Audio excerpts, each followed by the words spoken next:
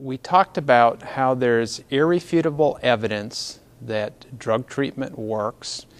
It works pre-entry, before somebody enters the system when they first get in trouble. It works in the institutions, giving people skills so that they can come back out. And it works as a re-entry option, and we're not doing it in Florida. Research shows it works, and it saves money, and it stops recidivism, and we're not doing it. Many other states, Texas, Kansas, Washington, Arizona, Kentucky, have re-looked at their how they do the business and have made some significant changes, saying if we invest in certain services or we change certain policies, we can take control of the growth of our prisons, and we can be more effective, and therefore we can spend that taxpayers' money more effectively, and Florida just has not done that at this point. I think the role of journalists is to ask if other states, to do the research and say, if other states are doing these things, why are we not doing it in Florida? And then I think the second thing is for journalists is to report the stories, the human stories, the face stories, people who have changed their lives, programs that are making a huge difference in the community.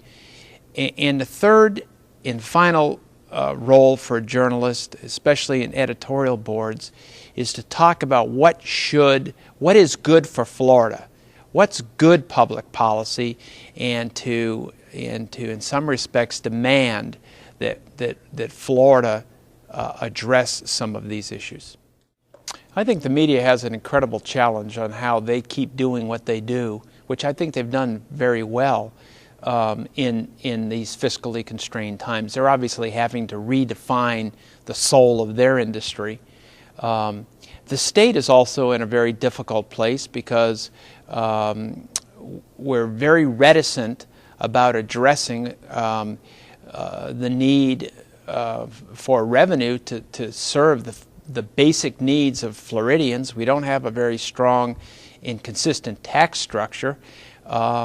So whenever that happens, the tendency is to cut services, which then push more people into the need for services. Prison is really the only thing that has grown unbridled, and we need. And trust me, people need to be in prison. That's not what I'm saying. All I'm saying is there's a smarter way to do it.